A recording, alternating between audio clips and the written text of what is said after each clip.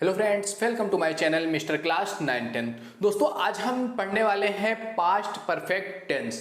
इससे पहले हमने प्रेजेंट के चारों जो टेंस होते हैं और पास्ट का इंडेफिनिट और कंटिन्यूअस, ये दोनों पढ़ा दिया है। आज हम बात करने वाले हैं पास्ट परफेक्ट टेंस के बारे में। तो इससे पहले के वीडियोस अगर आपने नहीं देखी है तो प्लीज चैनल को सब्सक्राइब कीजिए और जाकर के विजिट कीजिए, वहां पर आपको टेंस का पूरा शेड्यूल मिल जाएगा। तो आइए शुरू करते हैं आज का अपना tense, past perfect tense. Past का अर्थ होता है भूतकाल, भूतकाल यानी कि जो बीत चुका, और परफेक्ट का मतलब क्या होता है? जो पूर्ण हो, भूतकाल में भी पूर्ण हो चुका हो, ऐसा टेंस होना चाहिए। तो ऐसा कौन सा टेंस होता है और उसकी पहचान हम कैसे करेंगे, ये देखिए। पहचान हम सबसे इंपॉर्टेंट होता है, क्योंकि आप जानते हैं प्रेजेंट, पास्ट, फ्यूचर तीनों मिला करके, इन तीनों के एक एक के भी चार चार रूप होते हैं, तो पूरा मिला करके 12 टेंस होते हैं। 12 टेंस में आप कैसे पहचानोगे किसी लाइन को देख करके, किसी हिंदी के वाक्य को देख करके कि वो कौन से टेंस का है? तो सबसे पहले आपको पहचान जरूरी है, तभी किसी को आप पहचान पाओगे। अगर आपसे किसी अनजान व्यक्ति को पहचानने के लिए कह दिया जाए, क्या आप पहचान पाओगे? नहीं। अगर उसका कुछ सिग्न बता दिया जाए कि ये कोट पहनेगा, पैंट इस कलर का होगा या शर्ट इस कलर का होगा, तो आप देख करके ही पहचान जाओगे। तो उसी तरह से इसका भी अपना एक पहचान है। पहचान क्या है, आइए देखते हैं कि इस टेंस के वाक्यों के अंत में चुका है, चुके हैं, लिया है, दिया है, सॉरी, चुका था, चुके थे, लिया था, दिया था, इस तरह के जब आएंगे तो आप समझेंगे क्या वो पास्ट परफेक्ट टेंस है। आइए देखते हैं। अब एक एक जो टेंस होता है ना, इससे 5 तरह के सेंटेंस बन सकते हैं, चाहे वो प्रेजेंट का इंडेफिनिट हो, पास्ट का इंडेफिनिट हो, फ्यूचर का इंडेफिनिट हो, प्रेजेंट का कंटिन्यूअस, पास्ट का कंटिन्यूअस, मतलब कोई भी टेंस हो, उससे 5 वाक्य बनते हैं। 5 टाइप से वाक्य बन सकते हैं। कौन कौन से?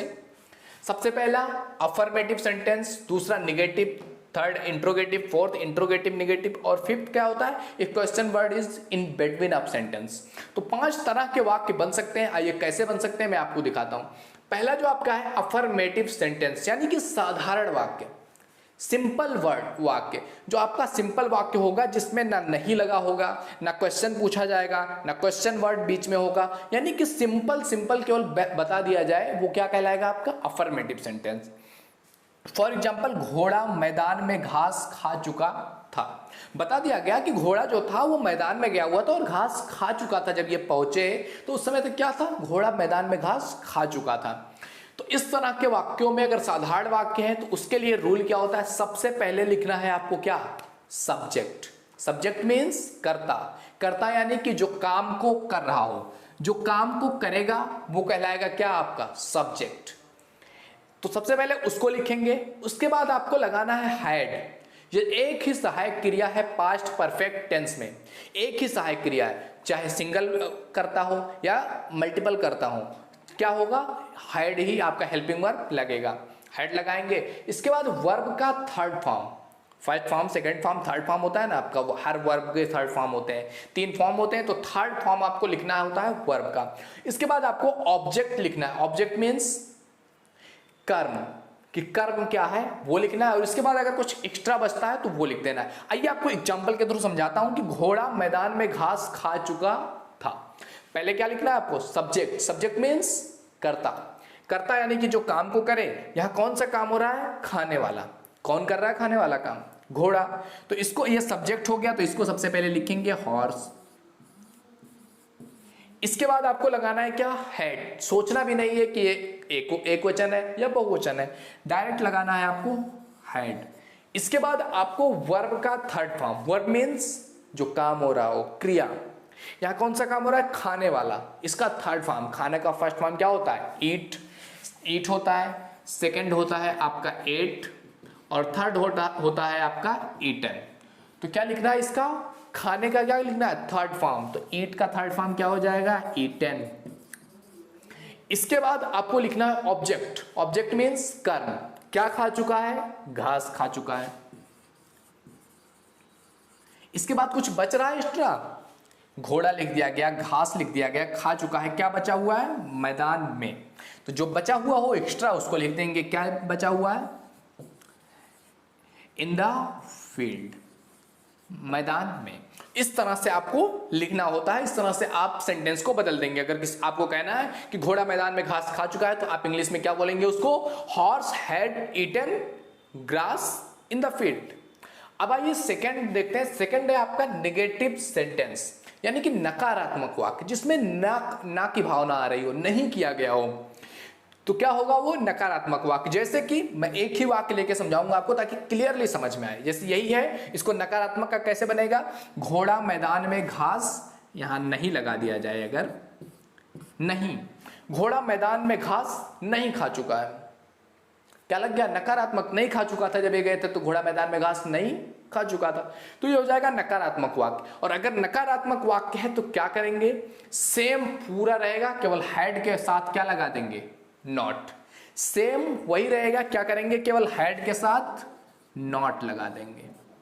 तो horse had not eaten grass in the field, simple सा है, आपको बस हेड के साथ क्या लगा देना है निगेटिव में, नॉट। नेक्स्ट इंट्रोगेटिव, यानी कि प्रश्नवाचक वाक्य जिसमें प्रश्न पूछा जाए।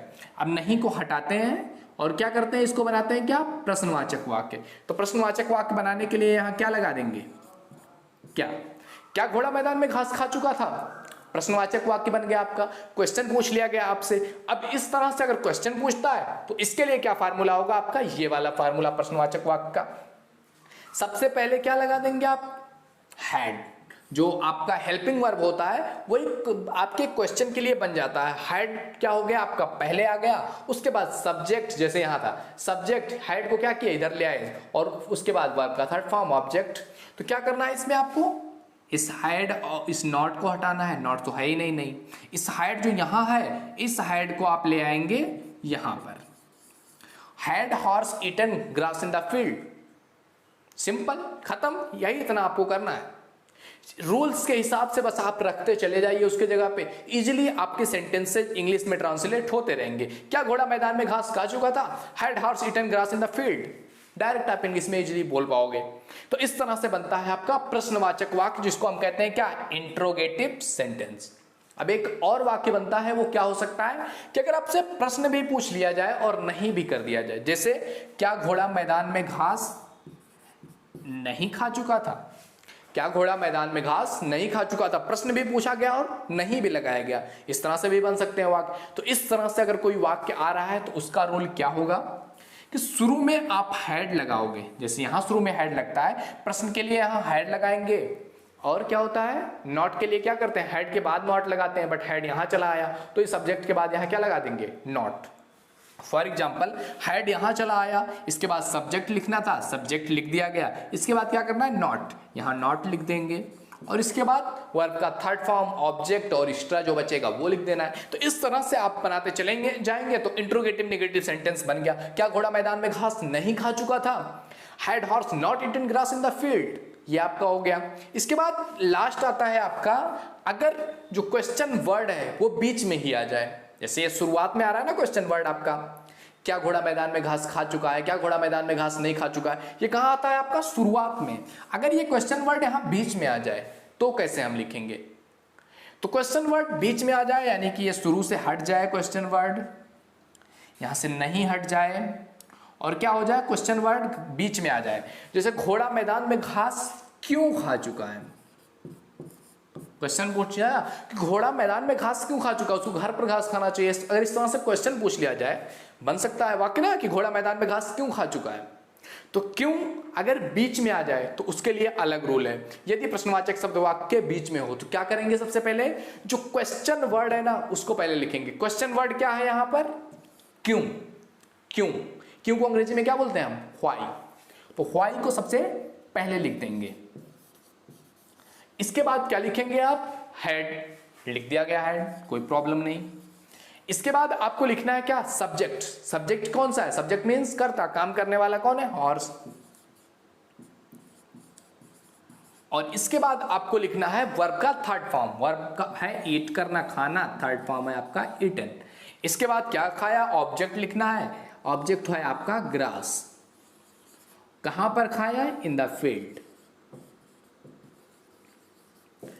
इसके अलावा मुझे सोच करके बताइए कोई और भी वाक्य बन सकता है क्या, बन सकता है, नहीं ना। या तो आपसे डायरेक्ट बोल दिया जाएगा कि क्या घोड़ा मैदान में घास खा चुका है, या तो नहीं कर सकते हैं कि नहीं खा चुका है, या तो प्रश्न आपसे पूछ सकते हैं, या प्रश्न के साथ भी नहीं लगा करके निगेटिव प्रश्न पूछ सकते हैं, या फिर प्रश्न पूछने वाला वर्ड बीच में ला सकते हैं। इसके अलावा कोई भी अदर वाक्य नहीं बन सकता। तो ये 5 तरह का वाक्य, 5 तरह के सेंटेंस हर टेंस के बनते हैं। तो आई होप इस टेंस का आपको पूरा अच्छे से समझ में आया होगा कि कैसे कब क्या चीजें लगाई जाती हैं। और ये रूल जो है ना आपका, ये काफी इंपॉर्टेंट है, इसको आप नोट भी कर सकते हैं। अगर आपके पास नोटबुक है तो आप नोट कर लीजिए इस रूल को कि कैसे कैसे कब क्या लगता है, और उसका पहचान जानना आपके लिए बहुत इंपॉर्टेंट, क्योंकि पहचानेंगे तो ही आप ये सब रूल लगा पाएंगे, अदरवाइज नहीं लगा पाएंगे।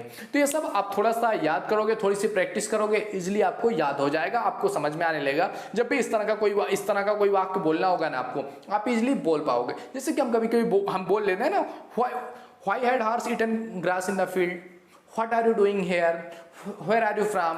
इस तरह के जो वाक्य है ना, हम कैसे बोल पाते हैं, क्योंकि हमने उसको या तो पढ़ा है या तो हम उसको ट्रांसलेट करना चाहते हैं। क्योंकि कोई भी रट करके बहुत ज्यादा नहीं बोल सकता इंग्लिश, उसके लिए उसको आना चाहिए ट्रांसलेट करना, कि वो जो बोल रहा है उसका इंग्लिश उसको पहले से पता होना चाहिए, तो फिर वो आप उसको ग्रामेटिकल तरीके से रख करके इजिली बोल पाता है इंग्लिश। तो आई होप आपको ये समझ में आया होगा कि पास्ट परफेक्ट टेंस को कैसे कन्वर्ट करते हैं हिंदी टू इंग्लिश। तो मिलते हैं आपसे अगले वीडियो में। तो इसके बाद हम पढ़ाएंगे आपको पास्ट परफेक्ट कंटिन्यूअस, पास्ट का चौथा जो टेंस है पास्ट परफेक्ट कंटिन्यूअस। तो पूरे डिटेल्स हम उसको भी आपको पढ़ाएंगे। तो वीडियो पर अंत तक अगर आप बने हुए हैं ना, तो जरूर सब्सक्राइब कीजिए, बेल आइकन हिट कीजिए, ताकि अगली वीडियो जैसे ही अपलोड हो आपको उसका नोटिफिकेशन तुरंत मिल सके। तो मिलते हैं आपसे अगले वीडियो में, तब तक के लिए जय हिंद, जय भारत, थैंक यू।